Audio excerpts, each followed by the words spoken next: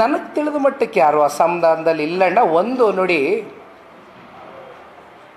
ಸಾಕಷ್ಟು ಜನ ಅವರ ಕ್ವಶ್ಚನ್ ಅವರ್ನಲ್ಲಿ ಅವ್ರಿಗೆ ಸಿಕ್ಕಂಥ ಒಂದು ಅವಕಾಶಗಳೇನಿತ್ತು, ಆ ಒಂದು ಹೌಸ್ನಲ್ಲಿ ಅವರು ಕೆಲವೊಂದಷ್ಟು ಇಲಾಖಾವಾರು ಅವರ ಕ್ಷೇತ್ರಕ್ಕೆ ಸಂಬಂಧಪಟ್ಟಂತೆ ಪ್ರಶ್ನಾವಳಿಗಳು ಕೇಳಲಿಕ್ಕೆ ಅವಕಾಶಗಳೇನಿತ್ತು, ಅವೆಲ್ಲದರಲ್ಲೂ ಕೂಡ ಭಾಳ ಸಕ್ರಿಯವಾಗಿ ಪಾಲ್ಗೊಂಡಿದ್ದಾರೆ.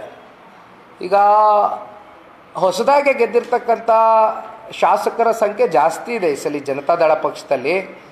ಅದರಲ್ಲಿ ಬಹುತೇಕರು ಭಾಳ ವಿಷಯಾಧಾರಿತವಾದಂಥ ಚರ್ಚೆಗಳು ಸದನದ ಒಳಗಡೆ ಮಾಡಿರ್ತಕ್ಕಂಥದ್ದು ಕೂಡ ನಾವು ನೋಡಿದ್ದೇವೆ.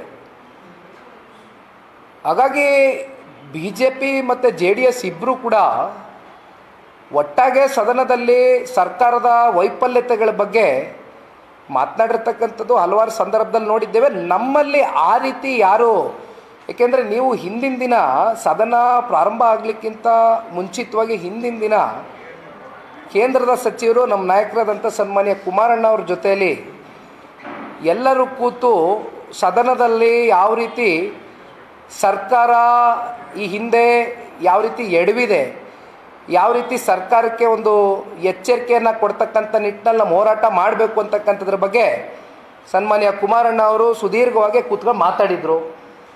ಅದರಂತೆ ಎಲ್ಲರೂ ಕೂಡ ನಮ್ಮ ಶಾಸಕರು ಅವರ ಲಿಮಿಟೇಷನ್ಸ್ ಏನಿದೆ ಆ ಲಿಮಿಟೇಷನ್ಸ್ಗೆ ತಕ್ಕಂತೆ ಅವರು ಕೂಡ ಸದನದಲ್ಲಿ ಕೆಲವೊಂದಷ್ಟು ವಿಚಾರದ ಬಗ್ಗೆ ಪ್ರಸ್ತಾವನೆ ಮಾಡಿರ್ತಕ್ಕಂಥದ್ದು ನೋಡಿದ್ದೀವಿ.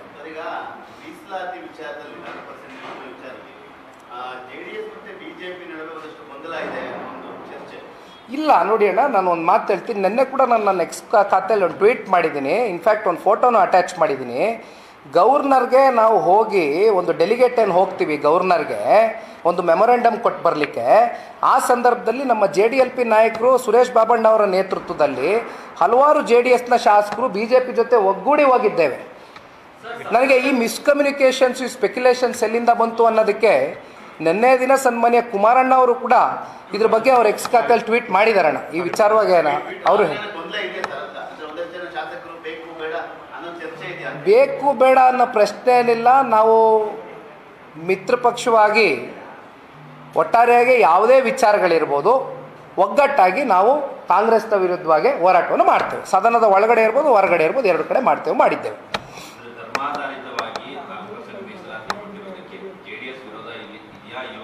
ಈಗ ಒಂದು ನಿಮಿಷ ಒಂದು ನಿಮಿಷ. ಈಗ ವೆಸ್ಟ್ ಬೆಂಗಾಲಲ್ಲಿ ಒಂದು ಹೈಕೋರ್ಟ್ ಜಡ್ಜ್ಮೆಂಟೇ ಇದೆ, ಧರ್ಮಾಧಾರಿತವಾಗಿ ರಿಲಿಜನ್ ಬೇಸ್ಡ್ ಯಾವುದೇ ರೀತಿಯಾದಂಥ ಮೀಸಲಾತಿಗಳನ್ನ ಕೊಡಕೂಡ್ದು ಅಂತಕ್ಕಂಥದ್ದು ವೆಸ್ಟ್ ಬೆಂಗಾಲ್ನಲ್ಲಿ ಒಂದು ಜಡ್ಜ್ಮೆಂಟೇ ಇದೆ ಹೈಕೋರ್ಟಲ್ಲಿ, ತೆಲಂಗಾಣದಲ್ಲಿದೆ. ಹಾಗಾಗಿ ನಾವು ಹೇಳ್ತಾ ಇರ್ತಕ್ಕಂಥದ್ದು ಇಷ್ಟೇ, ನಾವು ಬೇರೆ ರೀತಿ ವಿರೋಧಿಸ್ತಾ ಇಲ್ಲ. ಈಗ ಹಲವಾರು ಸಮುದಾಯಗಳು ಹಿಂದುಳಿದಿರ್ತಕ್ಕಂಥವು, ಆರ್ಥಿಕವಾಗಿ, ಶೈಕ್ಷಣಿಕವಾಗಿ, ಸಾಮಾಜಿಕವಾಗಿ ಎಲ್ಲ ರೀತಿ ಹಿಂದುಳಿದಿರ್ತಕ್ಕಂಥ ಸಮುದಾಯಗಳಿದೆ. ಯಾಕೆ ನೀವು ವಿಶೇಷವಾಗಿ ಬರೀ ಮುಸಲ್ಮಾನರಿಗೆ ಅಂತಕ್ಕಂಥದ್ದನ್ನೇ ಕೊಟ್ಟಿದ್ದೀರಿ? ಈಗ ಮೈನಾರಿಟೀಸ್ ಅಂದ ತಕ್ಷಣ ನೀವು ಕ್ಲೇಮ್ ಮಾಡ್ತೀರಿ, ಯಾಕೆ ಜೈನರಿಲ್ವಾ, ಬೌದ್ಧರಿಲ್ವಾ, ಕ್ರಿಶ್ಚಿಯನ್ರಿಲ್ವಾ ಅಂತ. ಯಾಕೆ ಅವ್ರಿಗೆ ಸ್ಪೆಷಲೈಸ್ಡಾಗಿ ಅವ್ರಿಗೆ ಯಾಕೆ ಕಾರ್ಯಕ್ರಮಗಳು ಕೊಟ್ಟಿಲ್ಲ? ಮತ್ತೆ ಯಾಕೆ ಅವ್ರಿಗೆ ಯಾಕೆ ಕೊಟ್ಟಿಲ್ಲ? ಮತ್ತೆ ಈ ಓಲೈಕೆ ರಾಜಕಾರಣ ಬಿಟ್ಟು ಕಾಂಗ್ರೆಸ್ಸು ಯಾರು ನಿಜಕ್ಕೂ ಹಿಂದುಳಿದಿರ್ತಕ್ಕಂಥ ಸಮುದಾಯಗಳಿದೆ ಅವ್ರ ಪರವಾಗಿ ನಿಲ್ತಕ್ಕಂಥ ಕೆಲಸ ಮಾಡಬೇಕು ಅಷ್ಟೇನಾ? ಈಗ ಮೇಕೆದಾಟು ವಿಚಾರವಾಗಿ ಸ್ಟಾಲಿನ್ ಅವರು ಅವಕಾಶ ಕೊಡಲ್ಲ ಅಂತ DK ಶಿವಕುಮಾರ್ ಅವರು ಸಭೆಗೆ ಹೋಗಿದ್ರು, ಶಾಲಾಕ್ಸ್ಕೊಂಡು ಬಂದ್ರು. ಈಗ ಆ ಸಭೆ ಆದ್ಮೇಲೆ ಮೇಕೆದಾಟಿಗೆ ಅವಕಾಶ ಕೊಡಲ್ಲ. ಕುಮಾರಸ್ವಾಮಿ ಮತ್ತೆ ದೇವೇಗೌಡರು ಕೂಡ ಪ್ರಶ್ನೆ ಮಾಡಿದ್ರು DK ಶಿವಕುಮಾರ್ ಬದಲಾದ ಅನುಮತಿ ಕೊಡಿಸ್ತೀವಿ ಅಂತ. ಈಗ ಅವರು ಆಪ್ತ ಮಿತ್ರರೇ ಕೊಡ್ತಾ ಇಲ್ಲ. ಈಗ ಇವೆಲ್ಲ ವಿಚಾರ ಕೂಡ ಇಂಟರ್ಸ್ಟೇಟ್ ಏನು ನೀರಾವರಿ ಹಂಚಿಕೆ ವಿಚಾರ ಇವತ್ತು ಕೋರ್ಟ್ನ ಮೆಟ್ಲೇರಿದೆ ಹಲವಾರು ವರ್ಷಗಳಿಂದ.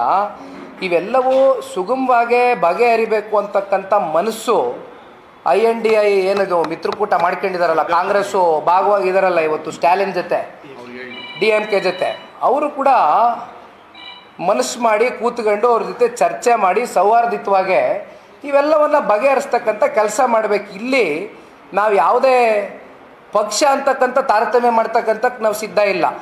ಇದು ನಮ್ಮ ನಾಡಿನ ನೀರಿನ ವಿಚಾರ, ನಮ್ಮ ರೈತರಿಗೆ ಇದರಿಂದ ಅನುಕೂಲ ಆಗ್ತಕ್ಕಂಥ ನಿಟ್ಟಿನಲ್ಲಿ ನಾವು ಎಲ್ಲರೂ ಒಗ್ಗಟ್ಟಾಗಿ ಒಂದು ಒಳ್ಳೆ ತೀರ್ಮಾನ ತಗೋಬೇಕು. ಅದಕ್ಕೆ ಏನು ಸನ್ಮಾನ್ಯ ಈ ರಾಜ್ಯದ ಉಪಮುಖ್ಯಮಂತ್ರಿಗಳು ಸ್ವಲ್ಪ ದಟ್ಟವಾದಂಥ ಒಂದು ಹೆಜ್ಜೆ ಇಟ್ಟು ಸ್ಟಾಲಿನ್ ಅವ್ರ ಜೊತೆ ಕೂತು ಫಸ್ಟು ಒಂದು ಪ್ರಿಲಿಮಿನರಿ ಒಂದು ಮೀಟಿಂಗ್ ಮಾಡಲಿ ಅಂತಕ್ಕಂಥದ್ದು ನಾವೆಲ್ಲ ಆಶಿಸ್ತೀವಿ. ವೇದಿಕೆ ಸಿದ್ಧ ಮಾಡಲಿ. ಮೊನ್ನೆ ಶಾಲಾಕ್ಸ್ಕೊಂಡು ಬಂದಿದ್ದಾರೆ ಫಾರ್ಮಲ್ ಮೀಟ್. ಕುಮಾರಸ್ವಾಮಿ ಅವರು ಇತ್ತೀಚೆಗೆ ಪ್ರಸ್ತಾಪ ಮಾಡಿದ್ರು, ರಾಜ್ಯ ಸರ್ಕಾರ ಸೌಹಾರ್ದವಾಗಿ ನಡ್ಕೊಳ್ತಾ ಇಲ್ಲ ಅಂತ. ಆತರ ನಡ್ಕೊಂಡ್ರೆ ಈ ತರದ ಸಮಸ್ಯೆಗಳು ಎಲ್ಲ ಜಲ ಸಂಬಂಧಪಟ್ಟಂತೆ ಸರ್ಕಾರ ಆತರ ಮಾಡಿದ್ರೆ ಆ ಸಾಧ್ಯತೆ ಇದೆ ಅಂತ ಕುಮಾರಸ್ವಾಮಿ ಸರ್, ನಾನು ಇದೇ ವಿಚಾರದಲ್ಲಿ ಹೇಳಿದ್ನಲ್ಲ ಇವಾಗ. ಇಲ್ಲ RDSS ವಿಚಾರದಲ್ಲೇ ಮಾತೆತ್ತರೆ ಸರ್ಕಾರ ನಮಗೆ ಅನುಕೂಲ ಕೊಡೋದಿಲ್ಲ, ಇಲ್ಲಿ ಸಬ್ಸಿಡಿಗಳು ಕೊಡೋಕೆ ರೆಡಿ ಇದ್ದಾರೆ, ನಿಮ್ಗೆ ಗ್ರಾಂಟ್ಸ್ ಕೊಡೋಕೆ ರೆಡಿ ಇದ್ದಾರೆ, ಲೋನ್ ಕೊಡೋಕೆ ರೆಡಿ ಇದ್ದಾರೆ. ನೀವ್ಯಾಕೆ ಬಳಕೆ ಮಾಡ್ಕೊತಾ ಇಲ್ಲ ಕೇಂದ್ರ ಸರ್ಕಾರನ? ಇಲ್ಲೇ ಇದೆಯಲ್ಲ ಪಾಯಿಂಟು. ಒಂದು ಸಣ್ಣ ಉದಾಹರಣೆ ನೀವು ತೋರಿಸ್ಬೇಕು, ದೊಡ್ಡ ಮನ್ಸು ಮಾಡಬೇಕು. ಇಲ್ಲಿ ಏನು ವ್ಯಕ್ತಿಗತವಾದ ಸಂಬಂಧ ಬೆಳೆಸ್ಲಿಕ್ಕಲ್ಲ ನಾವಿಲ್ಲಿ ಕೂತಿರೋದು ಈ ಪೊಸಿಷನ್ನಲ್ಲಿ. We are answerable to the people of our country and our state. ಅವರಿಗೋಸ್ಕರ ನಾವು ಒಂದು ಹೃದಯ ವೈಶಾಲ್ಯತೆಯನ್ನು ತೋರಿಸ್ಬೇಕು, ಒಂದು ಸೌಹಾರ್ದತೆಯನ್ನು ತೋರಿಸ್ಬೇಕು. ತಾವು ಹೇಳ್ದಂಗೆ ಆ ಮನಸ್ಥಿತಿ ಇಲ್ವೇ ಕಾಂಗ್ರೆಸ್ ಅವ್ರಿಗೆ?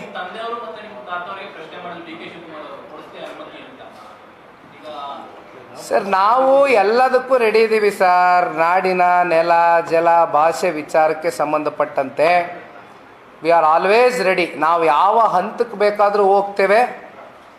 ಒಟ್ಟಾರೆಯಾಗಿ ಅವರು ಕೂಡ ಒಂದು ಹೆಜ್ಜೆ ಮುಂದಿಡಿಸ್ಲಿ. ಅವರ ಏನು ಮಿತ್ರ ಪಕ್ಷದ ಒಂದು DMK ಇದ್ದಾರೆ, ಅವರ ನಾಯಕರು ಒಂದು ಹೆಜ್ಜೆ ಮುಂದೆ ಬರಲಿ, ಅವರು ಕೂಡ ಪ್ರಯತ್ನ ಮಾಡಲಿ, ನಾವೆಲ್ಲ ಸೇರಿ ಒಟ್ಟಾಗಿ ಪ್ರಯತ್ನ ಮಾಡೋಣ. Thank you.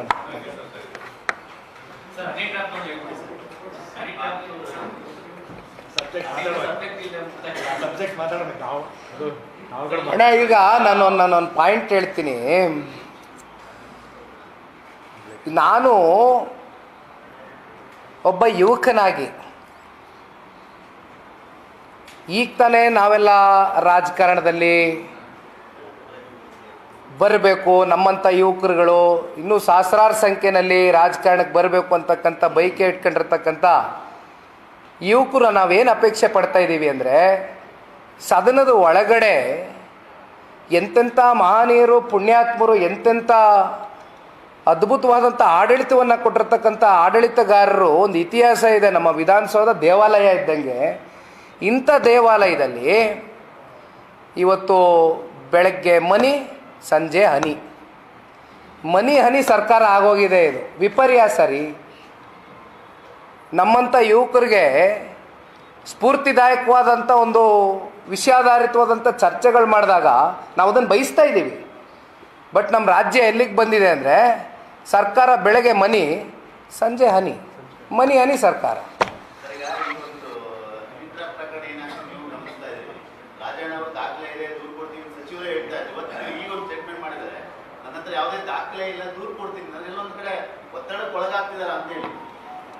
ಈಗ ಅವರೇ ಸದನದ ಒಳಗಡೆ ಪರಿಶಿಷ್ಟ ಜಾತಿಗೆ ಪರಿಶಿಷ್ಟ ಪಂಗಡಕ್ಕೆ ಸೇರಿರ್ತಕ್ಕಂಥ ಭಾಳ ಹಿರಿಯ ನಾಯಕರು. ಈಗ ಒಂದು ಸರ್ಕಾರದಲ್ಲಿ ಒಂದು ಕ್ಯಾಬಿನೆಟ್ನ ಸಚಿವರಾಗಿ ಅವ್ರಿಗೇನೆ ರಕ್ಷಣೆ ಇಲ್ಲದೆ ಹೋದಂಥ ಸಂದರ್ಭದಲ್ಲಿ ಇನ್ನು ಬೇರೆ ಅವರು ಪಾಪ ಒಂದು ಮಾತು ಹೇಳ್ತಾರೆ, ಇದು ಬರೀ ನಾವು ಇಲ್ಲಿ ಕೂತಿದ್ದೀವಲ್ಲ ಕಾಂಗ್ರೆಸ್ನವರು, ನಮ್ದಲ್ಲಪ್ಪ, ಅಲ್ಲೂ ಇದ್ದೀರಿ, ಇಲ್ಲೂ ಇದ್ದೀರಿ, ಎಲ್ಲೆಲ್ಲೂ ಇದ್ದೀರಿ ಅಂತ ಹೇಳ್ತಾರೆ. ಅದೇನೋ 48 ಜನ ಇದ್ದಾರೆ ಅಂತಾರೆ, 90 ಜನ ಅಂತಾರೆ, 100 ಜನ. ಅದು ಎಷ್ಟು ಜನ ಇದ್ದಾರೋ ಯಾರಿದ್ದಾರೋ ದಯಮಾಡಿ ಅದನ್ನು ಹೊರಗಡೆ ತಗೊಂಬನ್ನಿ, ಒಂದು ದೂರು ಕೊಡಿ. ಇಷ್ಟು ದಿನ ಬೇಕಾ? ದಾಖಲೆ ಇದೆ ಅಂತ ಹೇಳ್ತೀರಿ, ದೂರು ಕೊಡಲಿಕ್ಕೆ ಮೀಣಾಮೇಷ ಎಣಿಸ್ತೀರಿ, 4 ದಿನ 5 ದಿನ ಆಗೋಯ್ತು. ಏನಾದರೂ ಒಂದು ಸ್ಪಷ್ಟವಾದಂಥ ನಿರ್ಧಾರ ಮಾಡಿ. ನೋಡಿ ಸರ್, ಒಂದು ಇಲ್ಲಿ ಬೇಸರ ಆಗೋದು, ಒಂದು ಕುರ್ಚಿಗೋಸ್ಕರ, ಬೇರೆ ಇನ್ನೇನು ಅಲ್ಲ ಇಲ್ಲಿ ಪ್ರಶ್ನೆ ಉದ್ಭವ ಆಗಿರ್ತಕ್ಕಂಥದ್ದು. ಎಲ್ಲ ಬುದ್ಧಿಜೀವಿಗಳಿಗೂ ಗೊತ್ತಿದೆ ಇದು. ಒಂದು ಕುರ್ಚಿಗೋಸ್ಕರ ಈ ಮಟ್ಟಕ್ಕೆ ರಾಜಕಾರಣ ಮಾಡ್ತಕ್ಕಂಥದ್ದು. ಯಾರು ಆ CD ಫ್ಯಾಕ್ಟ್ರಿ ಓನರು? ಯಾರ ಮಾಲೀಕ? ಅದರಿಂದ ಯಾರ ಪ್ರಭಾವಿ? ತಗೊಂಬನ್ನಿ ದಯಮಾಡಿ, ಜನಗಳ ಮುಂದೆ ಬಯಲ್ಗಿಡಿ. ನಾವೆಲ್ಲ ಕಾಯ್ತಾ ಇದ್ದೀವಿ, 7 ಕೋಟಿ ಕನ್ನಡಿಗರು ಕಾಯ್ತಾ ಇದ್ದಾರೆ. ಯಾರು ಆ ಮಹನೀಯ, ಯಾರು ಆ ಪುಣ್ಯಾತ್ಮ? ಇಷ್ಟು ಸಿಡಿಗಳನ್ನ ಇಷ್ಟು ಸಮಯ ಕೊಟ್ಟು ಬಂಡವಾಳ ಹಾಕಿ ಆಮೇಲೆ ಈ ಜನಗಳನ್ನ ಇಟ್ಟು ಇಷ್ಟೆಲ್ಲ ಪಾಪ ಸಿಡಿಗಳು ಮಾಡಿಸಿರೋ ಅಂಥ ಪುಣ್ಯಾತ್ಮ ಯಾರು ಅಂತ ನಾವೆಲ್ಲ ಕಾಯ್ತಾ ಇದ್ದೀವಿ. ಒಂದು ದೂರು ಕೊಡಿ ರಾಜಣ್ಣ ಅವರೇ, ದಯಮಾಡಿ. ಯಾಕೆ ಹಿಂಗೆ ಸತಾಯಿಸ್ತೀರಿ? Thank you boss.